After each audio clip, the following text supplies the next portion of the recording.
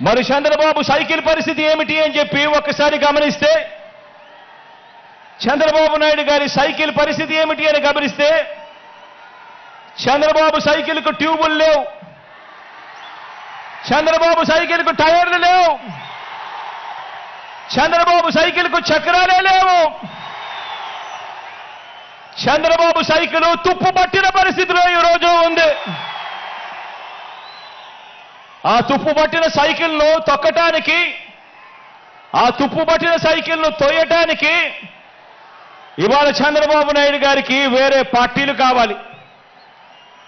ఇది చంద్రబాబు నాయుడు గారి job requirement. ఎందుకంటే బాబు పేరు చెబితే గుర్తుకొచ్చే ఒక్క మంచి కూడా ప్రజల నోట్లో నుంచి వినపడదు. చంద్రబాబు పేరు చెబితే గుర్తుకొచ్చే ఒక్క స్కీము కూడా ప్రజల నోట్లో నుంచి వినపడదు, కనిపించదు. అందుకే పొత్తుల్లో భాగంగా ముందుగా ఒక ప్యాకేజీ ఇచ్చి ఒక దత్తపుత్రుని తెచ్చుకున్నాడు ఈ పెద్ద మనిషి చంద్రబాబు నాయుడు.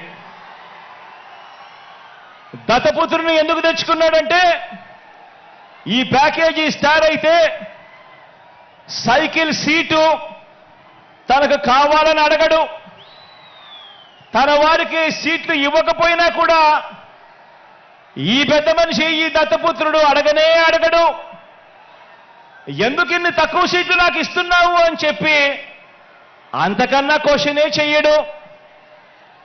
కావాలంటే తాను తాగుతా ఉన్న టీ గ్లాస్ కూడా బాబుకే ఇచ్చేస్తాడు. చంద్రబాబు సిట్ అంటే కూర్చుంటాడు, చంద్రబాబు స్టాండ్ అంటే నిలబడతాడు. సైకిల్ను ఎప్పుడు దిగమంటే అక్కడ దిగుతాడు, ఎప్పుడు సైకిల్ను తోయమంటే అప్పుడు తోస్తాడు. పొత్తుల్లో ఉండమంటే పొత్తుల్లో ఉంటాడు, విభేదించినట్టు డ్రామాలు ఆడమంటే రక్తి కంటిచ్చే డ్రామా కూడా ఆడుతాడు. వెనకటికి చంద్రబాబు నాయుడు లాంటి నాయకుడిని ఎవరో అడిగారట. వెనకటికి చంద్రబాబు నాయుడు గారి లాంటి నాయకుడిని ఎవరో అడిగారట, అయ్యా పరిపాలన చేసేవారు కలకాలం గుర్తుండాలంటే ఎలాంటి పనులు చేయాలి అని చెప్పి అడిగారట. ఎలాంటి పనులు చేస్తే కలకాలం గుర్తుండిపోతాం ప్రజల్లో అని చెప్పి అడిగారట. అప్పుడు ఆ బాబు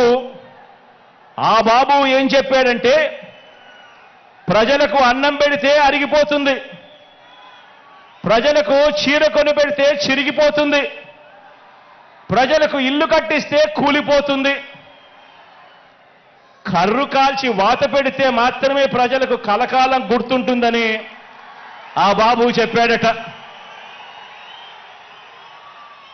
ఈ 14 ఏళ్ళు సీఎంగా ఉన్న బాబు కూడా అలాంటోడే. 14 ఏళ్ళు ముఖ్యమంత్రిగా ఉన్న ఈ చంద్రబాబు కూడా అలాంటోడే.